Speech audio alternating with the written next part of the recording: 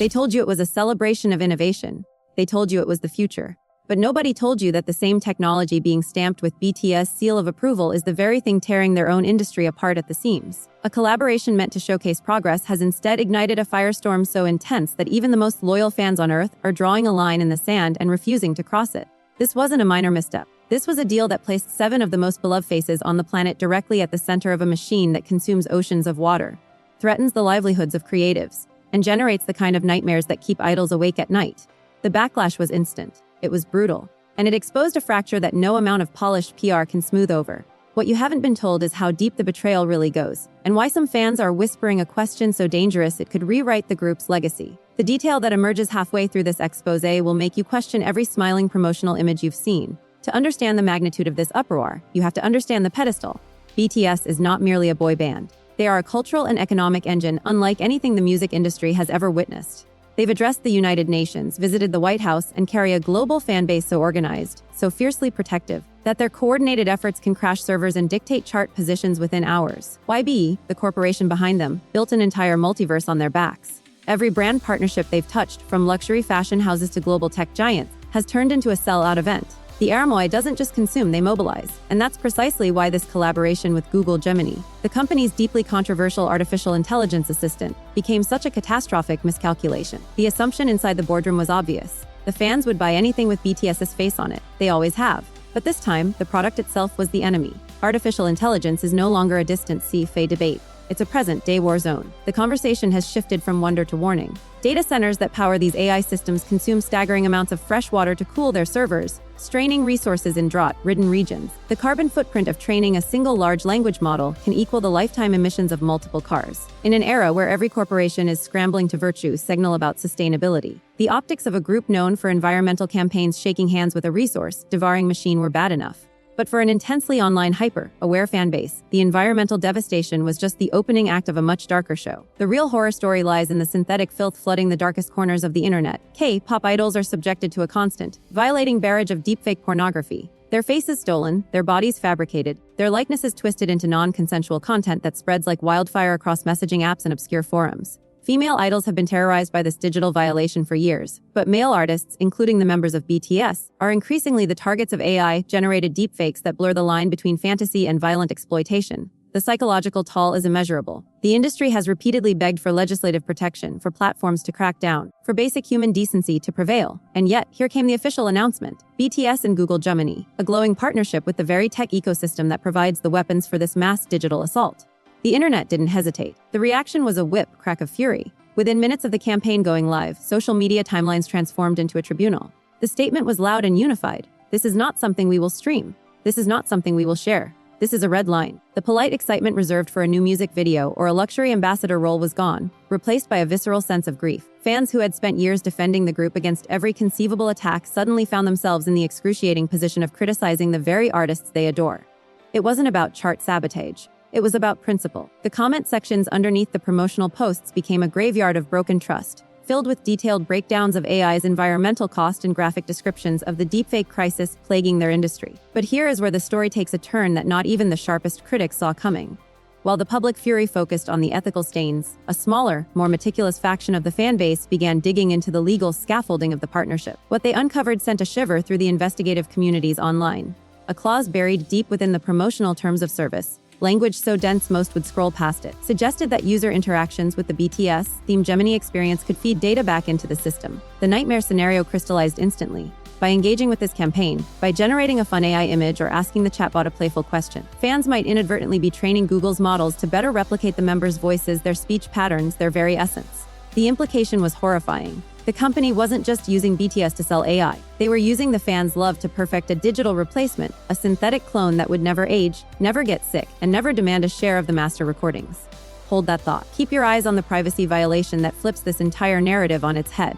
The story doesn't just end with angry tweets. It escalates into a silent war being waged right now behind closed management doors, and the person who decided to leak what happened next had everything to lose. The progression of this scandal mapped perfectly onto a classic PR disaster curve. Except the silences were louder than any statement. The joint announcement had been strategically dropped in a window when the news cycle seemed calm, a classic tactic designed to bury the lead. The visual branding was soft, approachable, filled with pastel tones and smiling avatars. It framed AI not as a threat, but as a friendly companion, a helper. But the cognitive dissonance was too violent to ignore. To see the faces of young men who have cried on stage about the pressures of relentless scrutiny, who have been stalked by invasive Sasang fans, who have had their private flights tracked and their medical records leaked, now plastered onto an interface that can generate realistic forgeries of anyone in seconds, felt like a betrayal orchestrated by a boardroom with zero institutional memory. The fans remembered everything. They remembered the tearful pleas for privacy. They remembered the lawsuits filed against malicious commenters. And they connected the dots. Behind the scenes, the tension was reportedly palpable. Whispers from insiders, the kind of quiet murmurs that travel through hair and makeup rooms and late-night group chats, suggested that not everyone in the BTS camp was comfortable. The nature of the modern K-pop machine means that artists rarely have veto power over the corporate deals that bear their names. The contract with Google was inked at the parent company level, between HYBE's American executives and Silicon Valley giants. The intellectual property, the faces, the voices, their assets to be deployed. As the online backlash metastasized, a single cryptic post from a dormant industry whistleblower account appeared and then disappeared within the hour, hinting that at least one member had raised direct concerns about the optics of endorsing generative AI, while legal battles over deepfake protections were still raging in the National Assembly.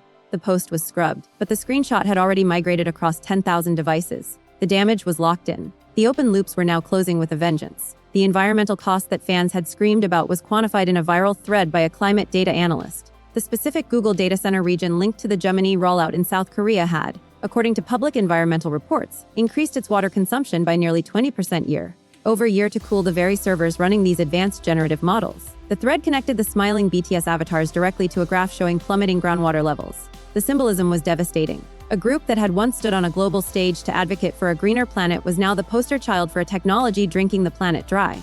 Every retweet of that thread was a nail in the coffin of the campaign's credibility.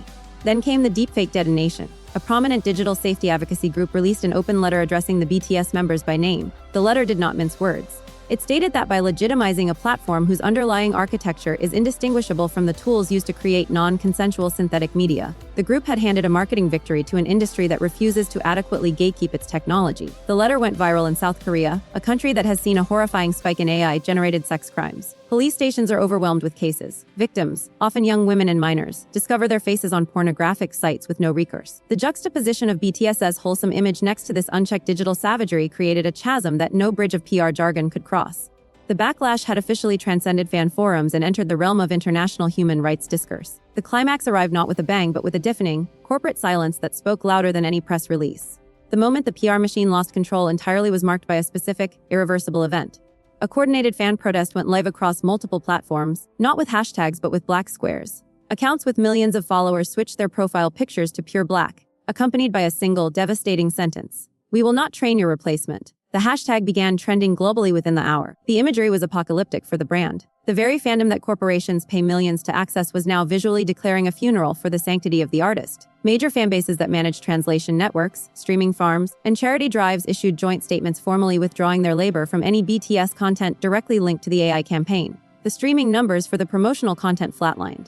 Brands watched these metrics like hawks, and the flatline was a code red that no executive could spin. It was in this superheated atmosphere that the most damning piece of evidence surfaced. A former contract negotiator, speaking anonymously on an industry podcast, laid out the terrifying logic of these deals. They described a future where a label doesn't need to renegotiate with a difficult artist. If they own the rights to a voice model and a face scan, generated from a campaign exactly like the one fans were now boycotting, they can simply create a new song, a new tour hologram, a new endorsement, all without the human being ever setting foot in a studio. The BTS collaboration was not an ad campaign. It was a data harvest. The true horror was that the fans, by participating, would be handing over the raw material needed to build the cage that could one day imprison the digital soul of the artist they love.